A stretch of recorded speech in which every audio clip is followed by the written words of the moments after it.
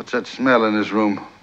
Didn't you notice a powerful and obnoxious odor of mendacity in this room?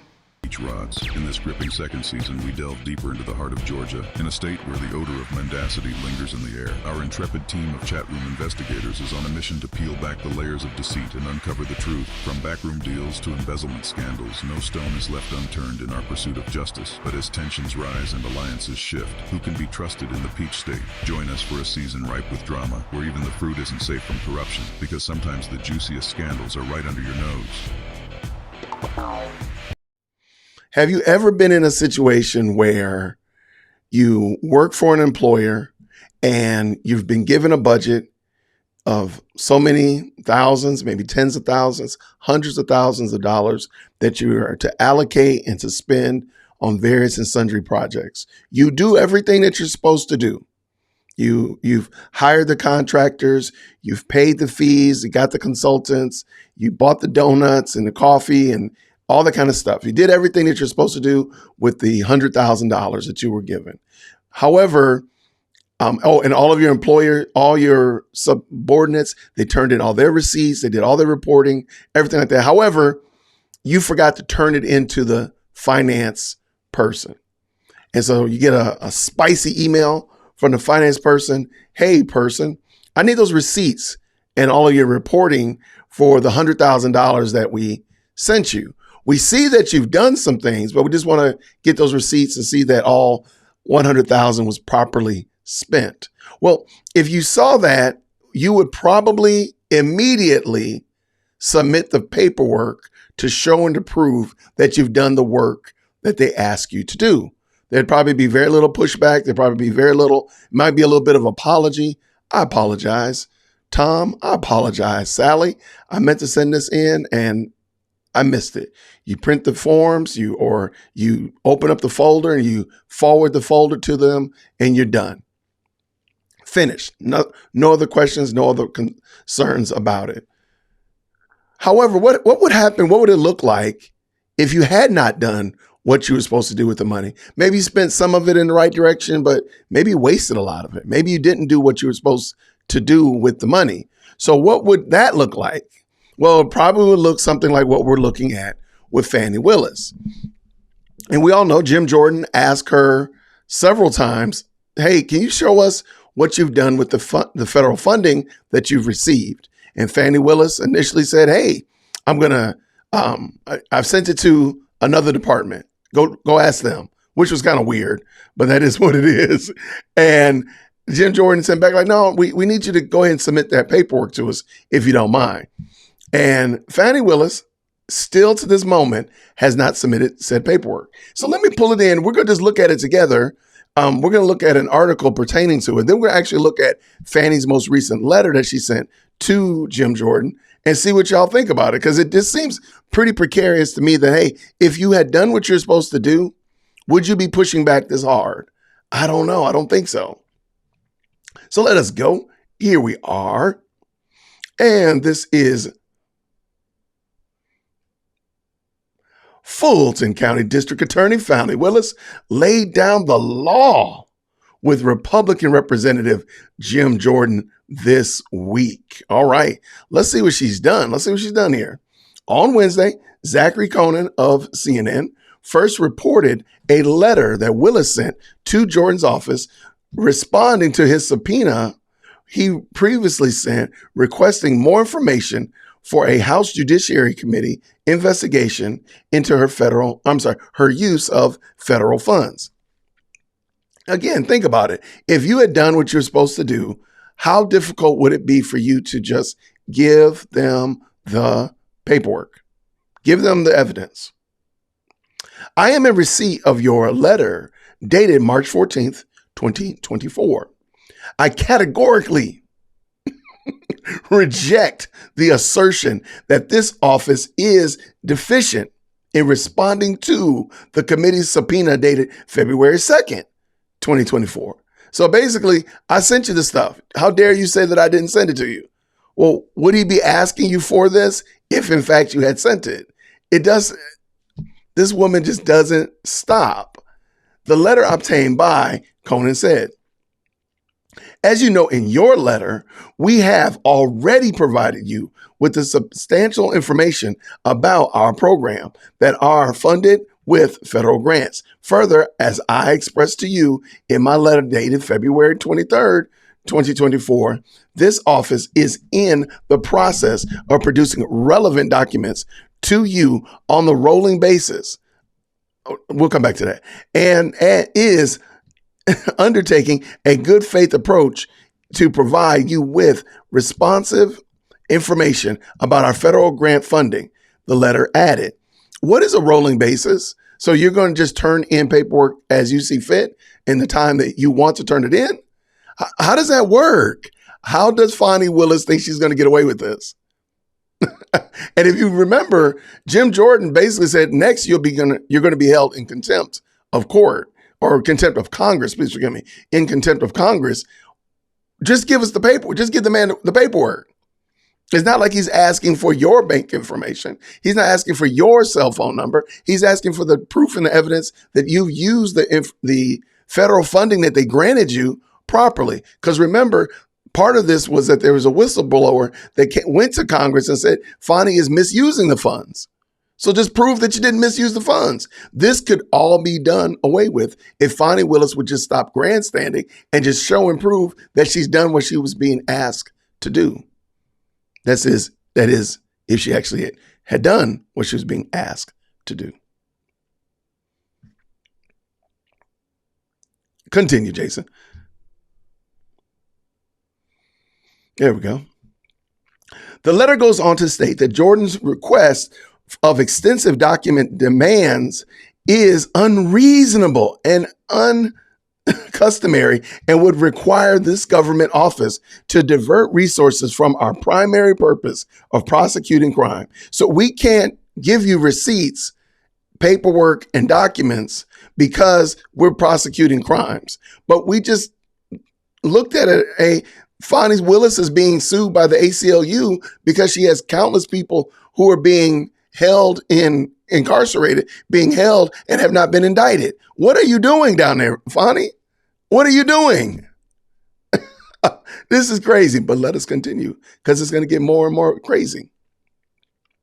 In February, Jordan and the House Judiciary Committee issued a subpoena to Willis's office requesting documents relating to her office's receipt and use of federal funds. If you give federal money, you are supposed to use that federal money in the proper way. It's really not that hard. You can't finesse your way out of that. You can't, I decided to go to Waffle House and treat everybody. No, you got to use the money like they ask you to use it. It's really that easy. But let us continue. Jordan requested information relating to the probe back in February. Jordan requested information related to his probe by February 23rd. And so he gave her even time after that, and she still hasn't given it to him. However, earlier this month, Jordan sent another letter to Willis threatening to hold her in contempt of Congress if she did not provide further document by March 28th. And that's today. I don't think it's going to happen. Not going to hold my breath. But please just ask yourself, if you had a coworker that behaved like this, if you had a superior that responded like this to their superior, how long do you think they would remain in that position? How long till you hear, we have to let you know that Bob just chose to move in another direction. We're here to let you know that Sally decided to leave the company and she's moving on to new projects and new opportunities elsewhere. How long would it take for that to happen? How long? Because you got to wonder if Fani Willis had not done what the whistleblower said that she had done, how difficult and how hard would it be for her to just show and prove that she had not? But she didn't. She hasn't shown, rather. And I think that's part of the reason why. While you have indicated that additional documents may be forthcoming in response to the committee's subpoena, the committee has yet to receive any additional responsive material in the 3 weeks since their initial response, Jordan said in a letter obtained by ABC News. So again, Fani grandstanding, big chesting, bravado all over the place that she has done this, but she hasn't shown anything. And she hasn't shown anything. When? How long do you think it's going to take for her to start pulling out the race card, the sexism card, or any other political ideology card? How long is it going to take? Let's see. Accordingly, the committee expects that you will produce all responsive documents to the subpoena in the categories prioritized by the committee no later than 12 p.m. on March 28th, 2024. So Fani has like 46 minutes at the current moment at the time of recording. She has about 46 minutes before she's going to be held in contempt of court or Congress. This is going to be crazy. If you fail to do so, the committee will consider taking further action, such as the invocation of contempt of Congress proceedings. Boy. And again, if she had the documentation, why would she not just show the documentation and put all of that to rest?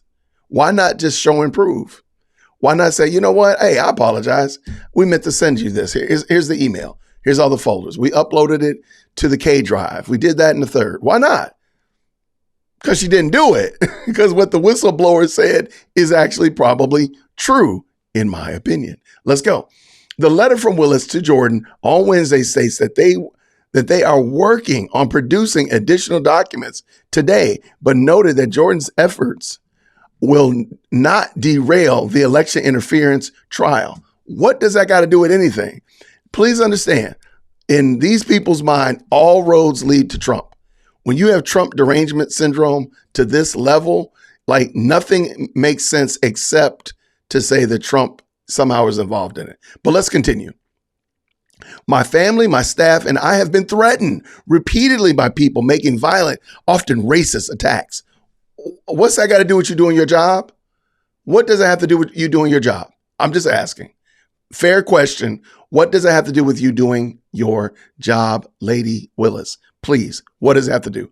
Nothing. Neither those threats nor anything your colleagues and you say or do will deter us from fulfilling our duty to bring this case to trial, the letter said.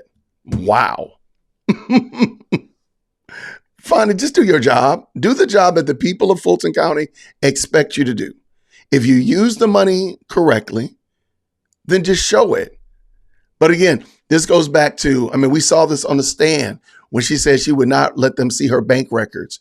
She actually came with no records to prove anything, none whatsoever.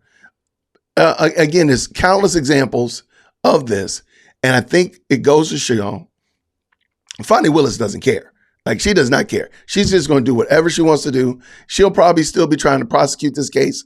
If she went to jail, she'd be trying to prosecute writing briefs from jail, briefs from prison, briefs from cell block B. I don't know. Like, just stop it, Fani. Just stop. Just stop. Do what you're supposed to do, what the people of Fulton County expect from you. But this is her hobby horse project. She's tied all of her identity into this. Same thing with Letitia James up in New York. She literally ran on the platform of prosecuting Trump. And there's no other way around it. Like, this is her identity. This is what she believes that she should be doing. This is what she believes, dare I say, her calling in life. And therefore, she's not going to let go of it. She's pugnacious, and sadly, she's probably going to carry this thing, drag it all the way down, because she refuses to let go of it. But Jason, what did Jim Jordan actually say to her? I appreciate you asking that. That's a great question. I think we should look at it and maybe parse it apart a little bit and see, maybe Jim Jordan was being a little bit harsh. Maybe old Jimmy J was not being very kind. And maybe that's why she's being so brash and pushing back so hard and so on and so forth. Dear Mr. Jordan, I am in receipt of your letter dated March 14th, 2024. I categorically reject the assertion that this office is deficient in responding to the committee subpoena dated February 2nd, 2024. So we're looking at almost a month and a week. So 5 weeks. In 5 weeks, she's saying that she has. Like, how dare you say we haven't sent you the stuff? We have sent you. How dare you say that I'm deficient in responding? Let's continue. As you note in your letter, we have already provided you with substantial information about the programs that are funded via federal grants. Further, as I expressed to you in my letter dated February 23rd, 2024, this office is in the process of producing very relevant documents to you on a rolling basis and is undertaking a good faith effort to provide you with responsive information about our federal grant funding. As part of the ongoing process, we are again today making a document production. Let me ask you a question. If you had done this, you receive, let's just say, $100,000 in grant money, and you're spending it out, are you not capturing what you're spending that stuff on? Like, how is this a difficult process? I'll tell you what Fani reminds me of. Fani reminds me of a grade school teacher that just gives grades. They don't grade homework. They don't grade projects. They don't grade tests. They just give grades. Then at the end of the semester or end of the quarter or whatnot, he or she goes scrambling through their grade book to give justification for the grades that they've been giving. So let's just say little Tommy and little Sally got an A and a B respectfully.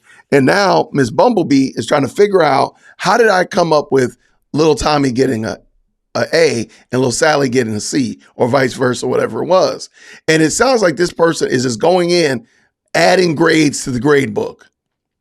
And now when most school teachers have an electronic grade book, and they also have a physical grade book, the old school, write the grade in with a pen grade book. You write the assignment on the left-hand side and then you write the grade, is old school. But most teachers know that they got to have a hard copy of their grades because somebody might ask. A parent might come in one day. I'll tell you a story. I had a parent come in, and I had sent, every Friday, we used to send home your child's work. The parent took the child's work and corrected mistakes. Mistakes were changed. And like, for example, the child got a C on the test. There was 10 questions. She got 4 wrong. She got a C. All right. And the parent went home and changed the test, erased it, had the child rewrite the right answer, so on and so forth. And the woman came into the office, big chest, with the Friday folder. You know, Mr. Whitaker's horrible. He's giving my child bad grades. I went over and checked these, and look, this answer is right. So the principal, headmaster, went through with the rubric as well as the scoring sheet and said, yeah, because we would do like grade level testing. So everybody in second grade would have the same test. And then in the main office were all of the curriculum. So you could always go back and see if we were doing the same test, then here's the score sheet. And the principal's like, yeah, this answer's wrong. Mr. Whitaker was wrong. So I get called to the office. Mr. Whitaker, can you please come to the office and please bring your grade book? Whenever they ask you to come to the office and bring your grade book, you know it's going south. Well, I came in there skipping and proud, and they were all like, oh, okay, Whitaker's ready. I said, here, yeah, absolutely. What's going on? Well, Miss Sunflower over here, I looked at her test, and her daughter's test, you graded them wrong. I said, oh, really? Show me what's wrong. And they showed me the test, like, wow, that's pretty terrible. Okay, well, Mr. Whitaker, what did you do? I said, I don't know. Let me look at the photocopies. And I pulled out all of her tests, and I had photocopied every last one of them. And I dropped it down in front of her and said, oh, these look different. That was the end of that conversation. They threw that woman, they threw Miss Sunflower out on a hot rail because she was lying on me. She had went home and changed all the tests. And then moving forward, I started sending home the photocopies of the tests. I never sent home the hard copies. And that fixed that problem moving forward. I never heard from that woman again. Now, I think they should have threw her out on her ear and kicked her child out. But, you know, hey, that's me. Now, why did I tell you that story? I knew that I had my work in place. I knew that I had all my documentation in place. Every Friday, I would sit down and make sure I put in every one of my kids' tests from the various tests, because we did all our tests on Friday. So every Friday, we literally had 5 or 6 tests sometimes, spelling tests and Bible tests and science tests and math, everything. We do it all. And I would sit down and make sure all of that was in our electronic system, and I would put it in my physical book, and then I would send that test home in the kids' Friday folder. Why am I telling you that story? I knew that I had all my stuff in a row when my principal called for me, when my headmaster asked me to come to the office with my grade book. And I said, let me go on and grab this. I already knew what was going on. So I grabbed that folder of all that work that I had made copies of, and I knew where it was, and I was right. Why is Fani Willis not doing that? Why is Fani Willis not saying, hey, Jim Jordan, here's my grade book. Hey, Jim Jordan, here's my folder with all my work and all my reports? Because she hasn't done it. She hasn't done it. And she's just big chesting, grandstanding, trying to be black girl magic, city girl OG, but rather than do what she's supposed to be doing, because I think the whistleblower was probably right. They spent that money on swag, on t-shirts and computers, and they weren't supposed to use it for that. And I think that's what happened. But Fani just won't admit, hey, I used this money wrong. Well, one, she can't just say she used the money wrong. There's going to be a major hand slap if she did that. But even beyond that, she just knows that she's not right. And she won't just admit like, yo, I did the wrong thing. She's not. And she's going to drag this whole entire thing down. Please understand, this case is not going to see the light of day, and primarily because of Fani Willis. Let us continue. Let us go. The primary complaint, down at the bottom. Oh, and who in the world says, I'm going to roll out information to you when I get a chance to give it to you? Who does that? Who does that? Besides Fani Willis, of course. Your primary complaint appears to be that we did not complete the production of your extensive document demands, including 5 categories of documents over a 4-year period in less than 2 months. No, ma'am, you had 5 years. You had 60 months to capture that data. That's the problem. See, this is a teacher who's sitting there in grading period and is sweating bullets because she doesn't know why she gave this kid a 78 on the spelling test. But she needs to find some kind of documentation to that fact. And she doesn't know why. This is a teacher that has been giving out grades. And now she's got to go back in and got to fix it in her grade book.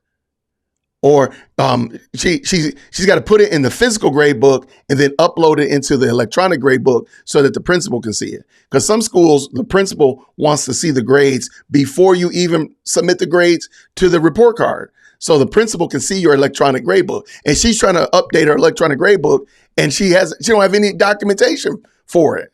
Some principals literally, or some school districts, want you to scan in the evidence or the artifact for that grade.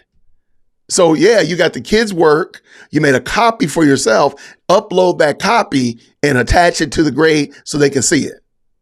For this kind of foolishness, like I dealt with Miss Sunflower, came to there and lied and changed grades on her kids' tests.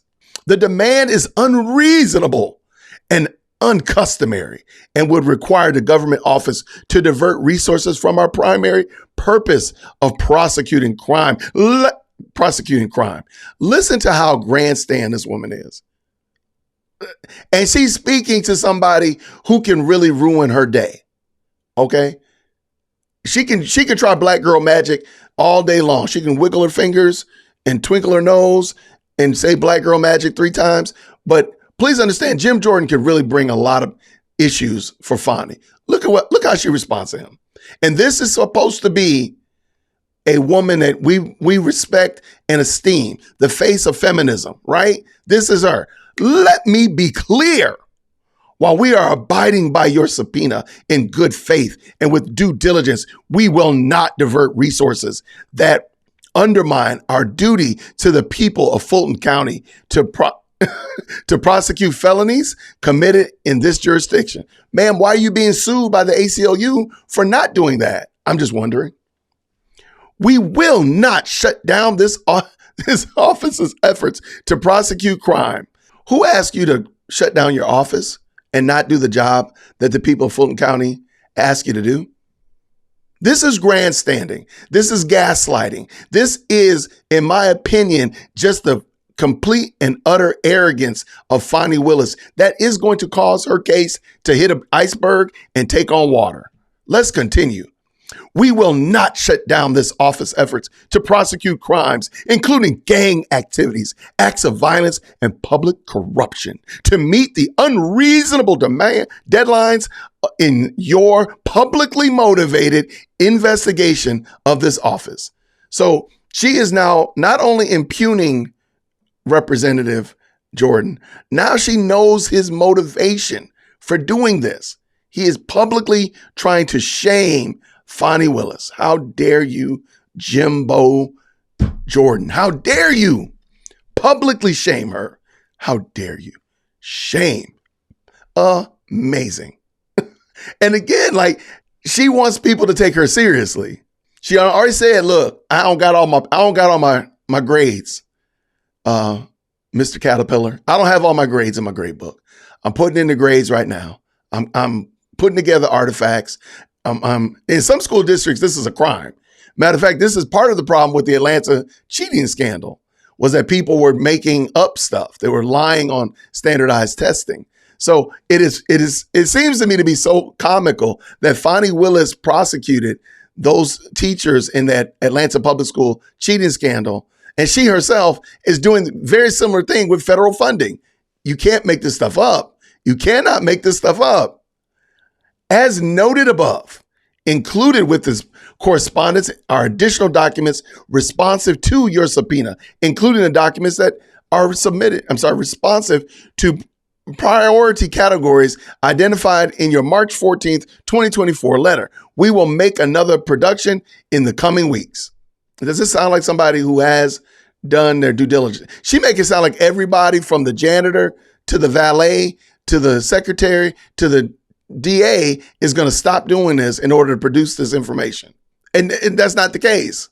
The likelihood is that there's probably an office, 2 or 3, maybe 5 individuals that are already signed to this funding, that's already assigned to this and are supposed to be given the documentation to it. Why don't you just have it, Fani? That's the question. But look at the end of this. This is the part that just takes the cake and runs out the door. However, let me again state this clearly. Nothing that you do will derail the efforts of my staff and I to bring the election interference prosecution to trial so that a jury of Fulton County citizens can determine the guilt or innocence of the defendants. All right. I want you to go back and look at Nathan Wade's resignation letter. And I want you to go back and look at Fani Willis's response to Nathan Wade's resignation letter. And you'll notice something, and you'll read this as well, and you'll notice something.